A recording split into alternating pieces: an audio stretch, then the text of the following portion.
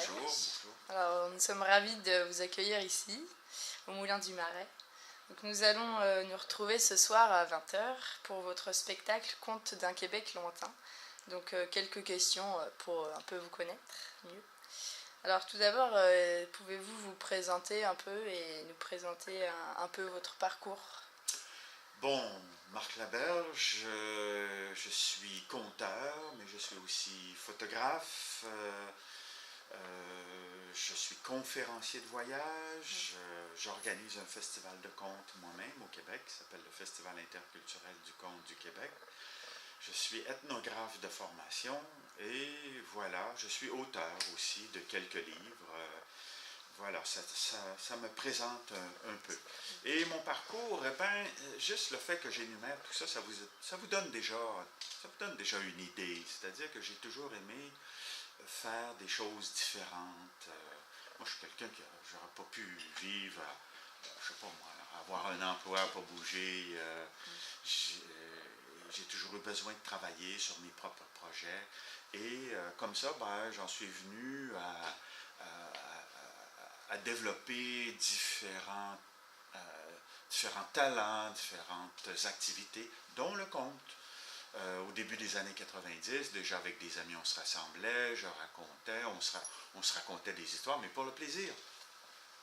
Et le métier de conteur est venu au début des années 90, au moment où j'ai entendu parler qu'en France, il y avait des festivals de contes, des conteurs qui gagnaient leur vie avec le conte. Pour moi, c'était un mystère. Je me demandais comment on fait ça, comment on peut arriver à gagner sa vie en racontant des histoires. Je sais que les politiciens peuvent le faire, mais je ne savais pas que les conteurs pouvaient. Alors, donc, je suis venu et puis bon, j'ai écouté des conteurs qui venaient d'un festival où il y avait des conteurs qui venaient d'Afrique, d'Europe, des Antilles, d'un peu partout. Et ça m'a impressionné. Et enfin, bref, il y avait un petit concours lors de ce festival-là. Je me suis inscrit et j'ai gagné. Et mon prix m'a valu l'année d'après d'être invité, mais cette fois-là, à travailler comme conteur. Et je savais, j'avais vu un peu qu'est-ce que ça représentait de faire ce métier-là. Alors, je préparais un répertoire pour tous les groupes d'âge, pour adultes. Et voilà, et c'est un petit peu comme ça que j'ai commencé à faire le métier de conteur. Très bien. Et du coup, vous êtes le directeur du Festival interculturel du conte du Québec. Est-ce que vous pouvez nous en dire quelques mots? Bon, le Festival interculturel du conte du Québec, c'est venu pas très longtemps après ce que je vous ai raconté, l'épisode du début du métier de conteur. Parce que 91, 92, je travaillais beaucoup plus en Europe. Je voyais bien que ça marchait, je voyais l'effet que ça avait sur l'imaginaire des jeunes, des plus vieux, bref. Et je me suis dit, il me semble que ça devrait tout aussi bien marcher tout aussi bien chez nous. Mais il n'y en avait pas. On avait rompu, comme dans quasi tous les pays, pendant, au 20e siècle, après l'avènement du livre de poche, la radio, la télévision, on avait rompu avec la tradition, comme tout le monde. Et c'était du temps passé. Donc, on a arrêté d'écouter nos conteurs, on est passé à la pseudo-modernité. Et je me disais, bon, ben, je pense que le moment est venu de faire revivre l'oralité, la parole, le conte, parce que le conte s'adresse de manière tout à fait exceptionnelle à l'imaginaire. Hein? Le conte, c'est quelqu'un qui parle, c'est quelqu'un qui est là, il n'y a pas normalement très peu d'accessoires, il n'y a rien, pas d'effet d'éclairage, pas d'amplification, c'est juste quelqu'un qui parle. Donc, il faut en soi, à partir des mots qu'on reçoit, il faut pouvoir inventer, imaginer, faire le film, trouver les personnages, suivre l'histoire. Et ça s'adresse directement à cette capacité qu'on a chacun d'entre nous de créer nos propres images. Pas toujours de prendre celle des autres. C'est pas grave, c'est correct, mais on est aussi capable d'en créer. Donc, 93, je me dis, bon, mais qu'est-ce que je pourrais faire pour aider ou faire en sorte que le conte soit plus présent, ait plus de lieux, parce qu'on n'avait pas de lieux, au Québec. Alors, c'est là qu'est venue l'idée d'organiser un festival de contes. Bon, festival interculturel, c'est qu'en fait, j'ai été allé dans d'autres festivals, j'avais observé, puis je me suis dit, bon, quelle formule faudrait mettre de l'avant pour que chez nous, pour que je me donne des chances que ça fonctionne, quoi.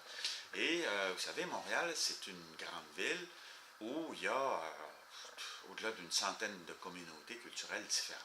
Donc, c'est des gens, déjà, il y a une tradition d'immigration. Le Québec, principalement Montréal, est une ville ouverte. Il y a des gens partout dans le monde qui viennent, qui choisissent de venir s'installer chez nous. Beaucoup de gens d'Europe, même de France, déjà depuis très longtemps, et même encore maintenant, ça se poursuit. Beaucoup de gens de la francophonie, principalement, dans le monde, qui viennent s'installer au Québec, mais aussi d'autres. Enfin bref, il y avait tout un éventail. Je me suis dit interculturel, mais interculturel dans le vrai sens du terme. Interculture. Et au-delà des frontières, au-delà de tout, simplement les individus par rapport à là d'où ils viennent. Et c'était un peu l'idée que de dire il faut s'intéresser à l'autre. L'idée, c'est de faire connaître l'autre. Et je m'étais dit, bon, on a différentes communautés. Le festival a commencé comme ça. Alors, interculturel, du conte, et au début, c'était Montréal. Après ça, c'est devenu Québec parce qu'on faisait venir des conteurs d'ailleurs. Et l'idée, c'était de les offrir à d'autres villes, à d'autres partenaires, à d'autres gens qui pourraient être intéressés. Donc, finalement, ça s'est élargi beaucoup. Beaucoup. Alors là, ça a lieu dans, je ne sais pas moi, le festival a lieu dans tout près d'une vingtaine de villes différentes. On parle de certains festivals, c'est au-delà d'une centaine de spectacles en 10 jours, c'est très dense. Alors voilà, et puis au fil des années, le public a répondu. Et ce qui nous a beaucoup aidé, c'est que les médias ont vraiment embarqué. Ils nous ont beaucoup aidés. Les journaux, la radio, la télévision même ont beaucoup aidé à faire connaître le festival, le conte. Et voilà, ça a beaucoup. Et un des objectifs, c'était favoriser la reprise de parole, faire en sorte que les gens chez nous, que les conteurs qu'on a toujours eus, qui avaient arrêté de compter, qui étaient dans leur chaumière, qui étaient chacun dans son coin et qui avaient arrêté de parler parce qu'on n'a plus de public pour les écouter. Ça prend des oreilles quand même. C'est bien beau parler, c'est bien beau raconter, mais si on n'a pas d'oreilles. Alors, l'idée, c'était de favoriser l'émergence ou des conteurs, le venu de nouveaux conteurs. Et voilà, alors on a pris un petit peu à ce moment-là le même cheminement, si on veut, que plein de pays occidentaux qui ont, entre autres, comme en France, comme en Belgique, en Suisse. Et puis voilà, le mouvement était parti. Et il y a Félix Leclerc qui disait une fois que la source a jailli, plus rien ne peut l'arrêter. Et voilà, c'était parti. Du coup, parlant d'interculturel, ce soir, du coup, vous allez signer le protocole de collaboration entre l'Union régionale et du coup le Festival interculturel du conte du Québec. Qu'est-ce que vous pensez du coup de cette collaboration? Quels espoirs y placez-vous? D'abord et avant tout, c'est un protocole, beaucoup plus de bonnes intentions. C'est-à-dire que, l'idée c'est de se rencontrer et puis de favoriser des échanges entre deux organismes. Parce que si vous allez voir les politiques, vous leur dites, écoutez, on veut faire quelque chose entre la France et le Québec, c'est plutôt vaste, la France et le Québec. Et moi, mon expérience, c'est que tous les politiques aiment mieux quand il y a, un organisme dans un pays, dans un lieu, et un autre. Alors, il y a des interlocuteurs directs. Ils peuvent se parler. C'est pas dans les airs. C'est deux structures qui essaient de développer des échanges de toutes sortes, d'échanges d'idées, de projets, de conteurs, et de faire en sorte que, comment dirais-je, les cultures circulent, quoi. Je pense que de tout temps, si on prend, dans ce cas-ci, entre la France et le Québec, il y a un lien, quoi. Un Québécois qui vient ici, il a l'impression d'arriver un peu chez lui. Le Français qui vient chez nous a un petit peu aussi cette impression. Alors, écoutez, c'est pas comme ça dans tous les pays, là. et avec tout le monde. Donc, il y a des liens. L'idée, c'est de les favoriser et de faire en sorte que on puisse après s'appeler, se rencontrer et dire, bon, ben, qu'est-ce que tu dirais si, qu'est-ce de tel projet, est-ce que ça peut vous intéresser? Oui, ça s'inscrit dans nos objectifs cette année, et puis voilà. Mais c'est basé sur la bonne volonté, c'est rien de dire, ah là, on est obligé, loin de là, c'est le contraire. C'est plutôt vraiment basé sur des affinités, voilà. On travaille dans le même sens, on est sensible à telle approche, bon, ben, on va travailler ensemble, c'est plus facile. Vous le savez, quand il faut travailler avec des gens avec qui on ne s'entend pas, ça ne peut pas bien aller, quoi. Il ne se passera jamais rien d'intéressant. Par contre, si c'est quelqu'un à qui on a parlé, qu'on a rencontré, comme par exemple dans ce cas-ci, bon, j'avais invité Jean-Jacques Épron à venir représenter un peu son festival, sa région, chez nous, et durant le festival que j'organise, ça se veut un lieu de rencontre avec des organisateurs, des diffuseurs de vraiment différents pays de la francophonie, parfois même des pays hispanophones, anglophones, mais principalement de la francophonie. Donc, c'est vraiment un lieu d'échange.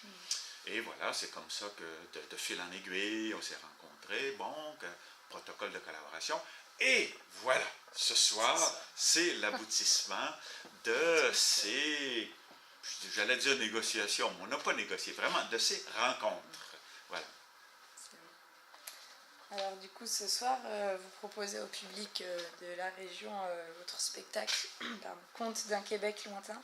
Vous pouvez nous en parler un peu plus oui, Contes d'un Québec lointain, c'est tout à fait mon répertoire. Ça le dit. Je raconte le Québec, je raconte la vie dans les campagnes, dans les forêts, sur les glaces, et les personnages qui ont habité les campagnes chez nous, qui ont façonné, si on veut, ce pays, et qui sont ceux qui nous ont précédés. Et c'est ça que j'aime raconter. J'aime bien cette idée. Moi, quand j'invite les gens qui viennent d'ailleurs, j'aime bien qu'ils nous racontent de là où ils viennent. Parce qu'il y a aussi derrière cette idée de l'interculturel, c'est de faire en sorte que les gens nous parlent de là d'où ils viennent. Et moi, j'ai toujours aussi valorisé, je trouvais important de valoriser l'origine des gens. Bon, même si un Africain vit, et vous le savez très bien, si un Africain vit depuis 20 ans en France, même à Paris, en lui, il reste toujours un fondement qui est présent. Et donc, peu importe où on vit, c'est là d'où on vient, les gens qui nous ont précédés, il y a des gènes qui nous restent et on a une manière de penser, de communiquer et c'est ça, moi, qui m'intéresse. Donc, moi, je fais la même chose dans l'autre sens. Quand vous me demandez ce que je vais raconter, remarquez que je serais embêté de faire autre chose parce que j'aime bien, moi, j'aime d'où je viens, j'aime le Québec et j'aime le raconter. Donc, comme je l'ai dit, c'est des histoires de personnages, de gens que j'ai connus, d'histoires qui se sont passées chez nous. Moi, je suis très proche du récit de vie. J'ai aussi quelques petits contes qui sont plus contes, mais c'est un peu un mélange de tout ça. Et ce qui fait que, ceux qui vont être là, présents ce soir, je vais les amener au Québec, en pensée. Bon, merci beaucoup. Ça m'a fait plaisir. Merci.